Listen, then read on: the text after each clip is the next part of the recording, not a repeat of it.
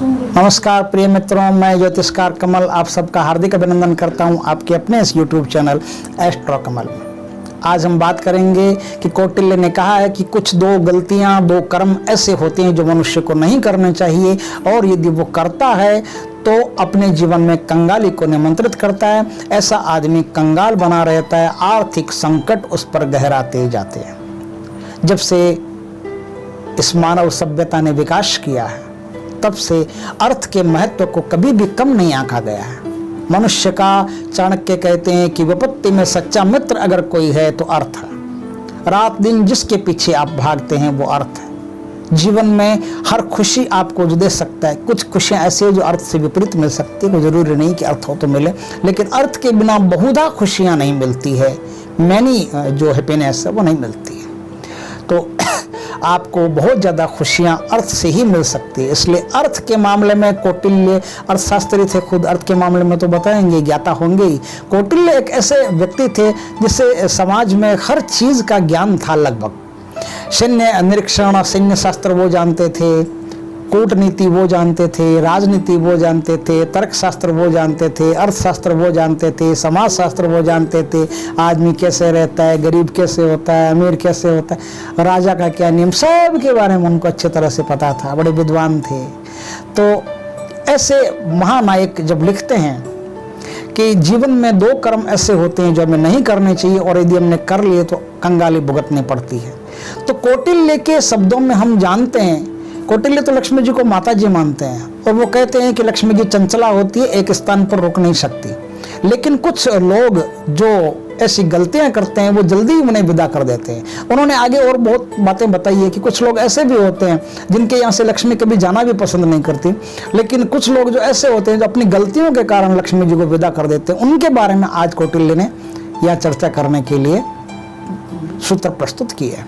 कौटिल्य ने कहा कि दो कार्य ऐसे होते हैं जिन्हें यदि आप कर देते हैं तो कार्य करते के साथ आपके जीवन में लक्ष्मी का निकास शुरू हो जाता है। वो अपना एग्जिट गेट खोल लेती है, समझे, निकल जाती है घर से बाहर, और कंगाली में आपको अकेला छोड़ के टाटा बाय बाय कह के काम खत्म कर लेती है। और जीवन उसके बाद में नारकीय बन जाता है, क्योंकि जब अर्थ नहीं तो सिर्फ सन्यासी है जो बिना अर्थ के जी सकता है। गृहस्थी बिना अर्थ के नहीं जी सकता। जिसने शहर में रहना है, गांव में रहना है, गृहस्थ में, परिवार में, समाज के साथ रहना है, वो अर्थ के बिना नहीं जी सकता। इसलिए वो आदमी गया। तो कौटिल्य ने कहा है कि वो क्या गलतियां हैं, आइए आज हम उस पर थोड़ी सी चर्चा करते हैं। ऐसे महान सूत्र जीवन में अवश्य हमको पढ़ने, देखने, सुनने चाहिए, बड़े काम की चीजें। कौटिल्य कहता है कि धन को हमेशा सोच समझ करके खर्च करो। धन तो सोच समझ के खर्च करते हैं सब। धन आता है तो सोच समझ के खर्च करते हैं, यहाँ उड़ाना है, वहाँ उड़ाना है। लेकिन कौटिल्य कहते हैं कि ऐसा नहीं। धन की तीन गतियां होती है। कौटिल्य अपने शास्त्र में बताते हैं, नीति शास्त्र में, कि धन की तीन गतियां होती है। धन की तीन गतियों में दान, दूसरी गति है भोग, और तीसरी गति है नाश। नाश तो तीसरी गति है, उसमें आपका कोई बस नहीं, वो तो होगा ही, क्योंकि आप अगर गलत चलोगे तो नाश तो अंत में होगा ही। और आप इकट्ठा करके भी बहुत ज्यादा रख लोगे तो भी नाश होगा। बागबान करके देख लेना, बागबान फिल्म को जरूर देखना। सोच समझ के जो धन नहीं खर्च करते हैं उनको एक बार जीवन में बागबान फिल्म जरूर देखनी चाहिए, क्योंकि अपनी जो भविष्य निधि है सिक्योर करके आपको रखनी ही चाहिए। कौटिल्य भी ये कहते हैं कि आप दान करो, भोग करो, कुछ भी करो, लेकिन एक मनी ऐसी होती है, एक पैसा ऐसा होता है, एक फंड ऐसा होता है जिसे आपको हमेशा सिक्योर करके रखना चाहिए। घर परिवार सबसे छुपा के यदि आप किसी बैंक में या कहीं भी उसको एकदम सिक्योर रखोगे, सुरक्षित रखोगे, तो आपके लिए बहुत बढ़िया होगा। आप सिंगापुर गए, लद्दाख गए, कुल्लू मनाली गए, फिर वहां से आप और कहीं निकल गए, फिर वहां से आप और कहीं निकल गए, फिर गोवा वापस आए। इस तरह से घूमते रहिए। घूमना अच्छी बात है, लेकिन लगातार घूमते रहिए, ऐश मौज करिए, तो आपका धन वैसे नष्ट हो जाएगा। तो अनाप शनाप अंट संट धन न खर्च करें। जब भी धन आपके पास प्राप्त हो तो धन से दान भी करें। मैं तो अत्यधिक दान करें और न अत्यधिक भोग करें। भोग और दान के बीच में एक रास्ता बनता है, उस मध्य राह को चुने, क्योंकि गृहस्थ में रहते हो तो भोग भी करना पड़ेगा और दान भी करना पड़ेगा।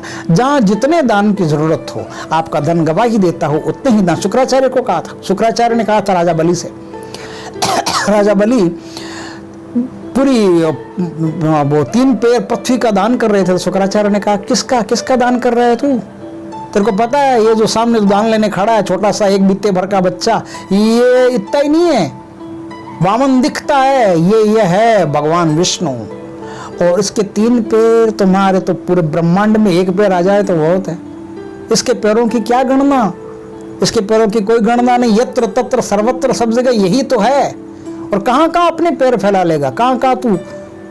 राजा बलि ने कहा कि अब देखो, शुक्राचार्य ने कहा देखो दुखो कुछ नहीं, तो राजन 5% से अधिक दान करने का तो अधिकारी ही नहीं है। राजन ने कहा ऐसा क्यों? बोला ऐसा इसलिए कि 5% में से फिर उन्होंने डिवाइड करके बताया कि ये इतना इसका है, इतना इसका है, इतना इसका है, इतना इसका है, ये तेरे जो घर में बहनें हैं, बहू हैं, उतना इसका है, उसका बेटों का है। उन्होंने पूरा डिवाइड करके पूरा चार्ट बता दिया। बोले अब जो बचता है वो 5% है और 5% तेरा है। तू अपना धन चाहे तो दान कर सकता, 5% दान कर सकता है, इससे ज्यादा तो दान नहीं कर सकता। वही बात कौटिल्य कहते हैं कि दान में भी आपकी एक लिमिट होनी चाहिए, भोग में भी आपकी एक लिमिट होनी चाहिए। भोग और दान में जब लिमिट होगी तो मध्य रास्ता अपने आप प्रकट होगा, और मध्य रास्ता जब प्रकट होगा तो ये गृहस्थी के लिए सबसे उत्तम चीज है।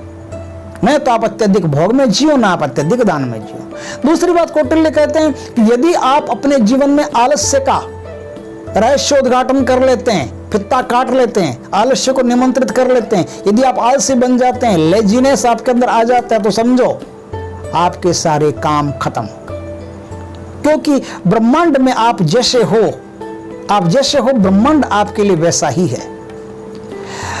आप यदि ब्रह्मांड में सक्रिय बनते हो तो आपकी ऊर्जा भी ब्रह्मांड आपको सक्रिय रहने वाली ही देगा। आप यदि लेट गए, पड़ गए, छोड़ दिया सब कुछ, आलस्य में हो, तो ब्रह्मांड भी आपको तथास्तु कहता है, और आपके हर काम धीरे धीरे करके डिले होते जाते हैं। और आप ज्योतिषों से पूछते रहते हो महाराज मेरे काम नहीं हो रहे, काम नहीं हो रहे, उसके लिए आप जिम्मेदार हो, क्योंकि आपने आलस्य को निमंत्रण दे दिया। आलस्य एक बार आपके अंदर घुस गया तो आपकी जो शरीर की पूरी ऊर्जा है, पूरी की पूरी ऊर्जा भी आलस्य से ग्रसित हो जाती है, और हर काम को आपके डिले करती जाती है, लेट करती जाती है। बाद में आपका काम होगा, विलंबित हो जाएगा, इस तरह से विलंबित होगा कि आपका काम धीरे धीरे करके खत्म हो जाए। कैसे खत्म होता है मैं बताता हूँ। एक फॉरेन के बहुत बड़े लेखक थे हॉवर्ड जॉनसन।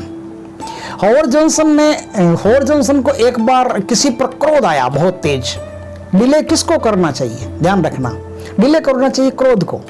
क्रोध में कभी भी तुरंत जवाब नहीं देना चाहिए। जब आदमी क्रोध में हो तत्काल जवाब मत दो, 7 मिनट बाद में जवाब दो। 7 मिनट बाद में जब जवाब दोगे तो आपके जवाब में गांभीर्य रहेगा, आपका जवाब नियंत्रित रहेगा, और आपका जवाब प्रभावी रहेगा। हॉवर्ड ने कहा कि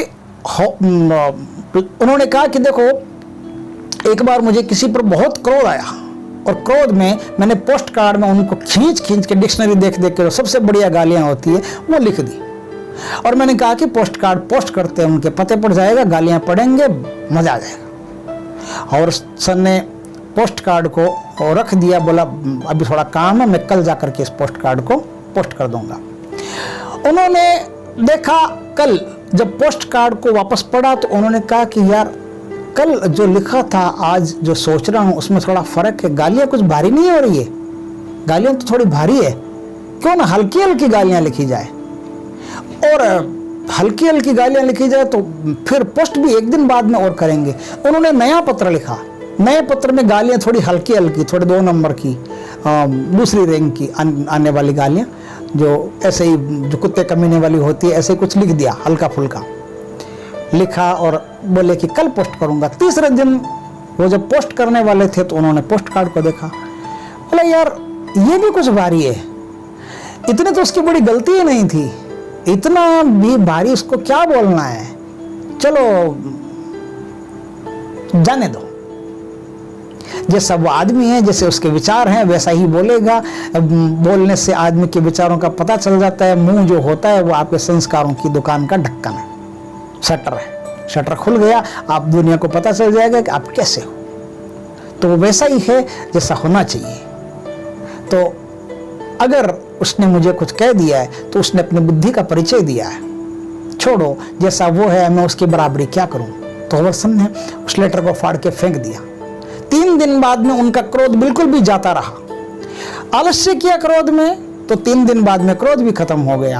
आप एक्टिवनेस में आलस्य करोगे, प्रगति में आलस करोगे तो 3 दिन बाद में प्रगति भी खत्म हो जाएगी। तो इसलिए कौटिल्य कहते हैं कि जीवन में आलस्य को आने मत दो। आलस्य यदि जीवन में आता है तो आपके सारे कामों को खराब कर देगा। इसलिए काम जो आपके जो अंडरलिस्टेड काम होते हैं उन्हें पहले करो। सबसे पहले अपने काम की तरफ ध्यान दो। जहां आपको ध्यान देना चाहिए सबसे पहले वहां आप ध्यान दो। आपके समय हो रहा है दुकान का और आप ज्ञान चर्चा में लगे हो। आपका समय हो रहा है दुकान का और आप भोग में डूबे हो। आपका समय हो रहा है बिजनेस का और आप कहीं और मस्ती में डूबे हो, ब्रह्मांड में ध्यान में विचलित। नहीं नहीं नहीं, ऐसा नहीं, ऐसा सबका अलग अलग समय होता है। ध्यान का भी समय है, ज्ञान चर्चा का भी समय है, दुकान का भी समय है, ऑफिस का भी समय है। तो जो जिसका समय है उसका समय मत छीनो। उसका समय छीनना ही आलस्य है। काम को प्रायोरिटी से करो, प्राथमिकता से करो। जो काम जब करना है तब उस काम का एकदम सही निश्चित समय होना चाहिए। तो आपकी जिंदगी में पूर्णतया विकास होता है। लक्ष्मी आपको छोड़ के कभी जा नहीं सकती, हमेशा आप पर प्रसन्न रहेगी। कैसा लगा ये वीडियो आपको? अच्छा लगा हो तो लाइक करें, कमेंट करें, शेयर करें। और यदि पहली बार आप इस वीडियो पर आए हैं तो एक ही बार करना पड़ता है, सब्सक्राइब करें। सब्सक्राइब करने के बाद में जो लाल कलर का जो साइन है वो सफ़ेद हो जाए, उसके बाद में आपको ज़िंदगी में कभी सब्सक्राइब नहीं करना पड़ता। और जो बेल आइकॉन का बटन है, जो घंटी है पास वाली, वो भी दबा दें ताकि हमारे वीडियो सबसे पहले आपके पास आए। दोस्तों बहुत अच्छे अच्छे वीडियोस पर आने वाले हैं, इसलिए मैं चाहता हूं कि आपको भी इसका लाभ मिले। इसलिए सब्सक्राइब और ऑल नोटिफिकेशन पर क्लिक करके रखें ताकि सबसे पहले वीडियो आपको देखने को मिले। और शेयर करें ताकि दूसरों को भी इस वीडियो ऐसे ज्ञान का लाभ हो जो हमारे पास देव कृपा से आए। जय श्री कृष्ण मित्रों, नमस्कार मित्रों।